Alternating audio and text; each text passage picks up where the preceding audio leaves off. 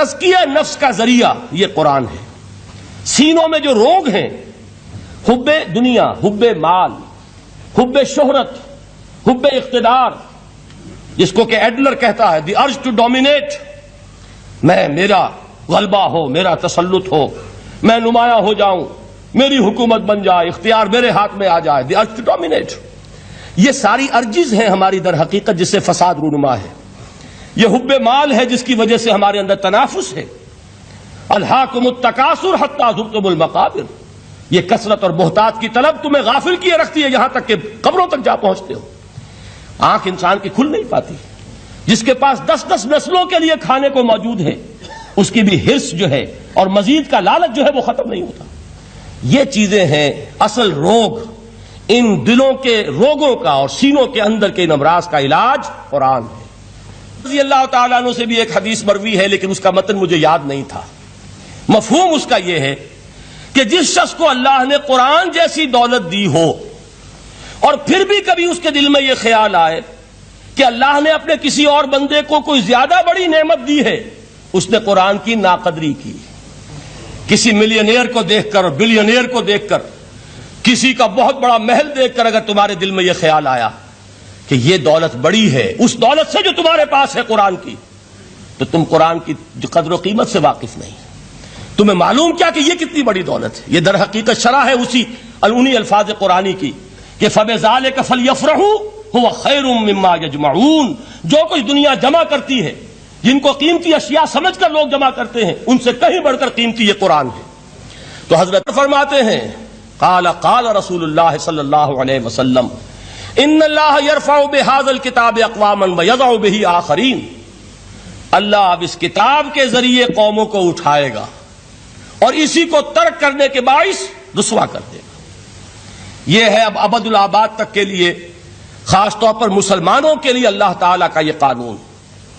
اس کتاب کو لے کر اٹھیں گے سربلند ہوں گے، اس کتاب کو پیٹھ دکھائیں گے ذلیل کر دیے جائیں گے۔ یہ گویا کہ اب امت مسلمہ کی قسمت جو ہے وہ تلے گی اس کتاب کی میزان میں، اسی میں طے ہوگا کہ ان کے لیے عروج ہو یا زوال ہو۔ اسی کو وہ جواب شکوہ میں علامہ اقبال نے سادہ ترین الفاظ میں کہا تھا، وہ زمانے میں معزز تھے مسلمان ہو کر اور تم خوار ہوئے تاریک قرآن ہو کر۔ فارسی میں اسی کو مفہوم کو جو ادا کیا ہے جس خوبصورتی سے، اس کا تو جواب نہیں ہے کہ اے مسلمان خار از مہجوری قرآن شدی، تم جو ذلیل و خوار ہو گئے ہو دنیا میں۔ ایک سوال شاعر نے کبھی کیا تھا نا، بڑا پیارا سوال تھا، ہے آج کیوں ذلیل کہ کل تک نہ تھی پسند گستاخی فرشتہ ہماری جناب میں۔ بڑا پیارا سوال ہے، جواب علامہ اقبال دے رہے ہیں، خار از مہجوری قرآن شدی، قرآن سے لا تعلق ہونے کی بنیاد پر تم ذلیل و رسوا ہوئے ہو۔ شکوہ سنجے گردش دوراں شدی، گردش دوراں اور گردش فلک اور فلک ناہنجار اور فلک کج رفتار، اس کو خامخواہ گالیاں دے رہے ہو، اس کا خامخواہ شکوہ کر رہے ہو، شکایت کر رہے ہو، یہ تو اے باد صبائی ہما آوردہ تست، یہ تمہارے اپنے کرتوتوں کی سزا ہے جو تمہیں مل رہی ہے۔ تم نے قرآن کو پیٹھ دکھائی، تم ذلیل و رسوا کر دیے گئے۔ خار از مہجوری قرآن شدی، شکوہ سنجے گردش دوراں شدی، اے چو شبنم بر زمیں افتندئی، در بغل داری کتاب زندئی، اے وہ قوم جو شبنم کی طرح زمین پر پڑی ہے، اغیار اسے پاؤں تلے روند رہے ہیں، جیسے آپ صبح کو سیر کرنے نکلتے ہیں، سبزے پر پڑی ہوئی شبنم اسے آپ روندتے ہیں اپنے قدموں تلے۔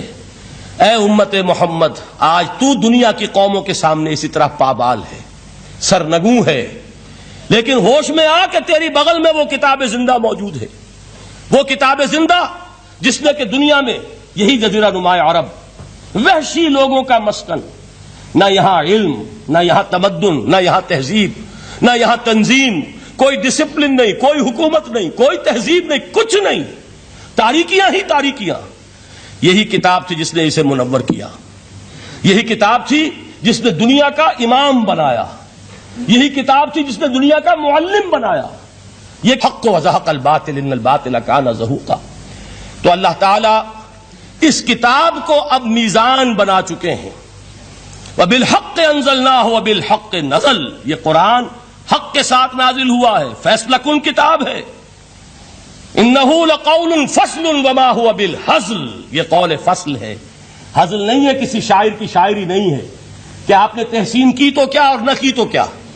یہ کتاب وہ ہے کہ اگر مانو گے تو مہو پرویں کا امیر بنو گے، اور اگر اس کو پیٹھ دکھائے رکھو گے جیسے دکھائی تم نے تو ذلیل کر دیے جاؤ گے، رسوا کر دیے جاؤ گے، جیسے کہ آج کم سے کم 300 برس سے پوری دنیا میں مسلمان ذلیل اور خوار ہیں.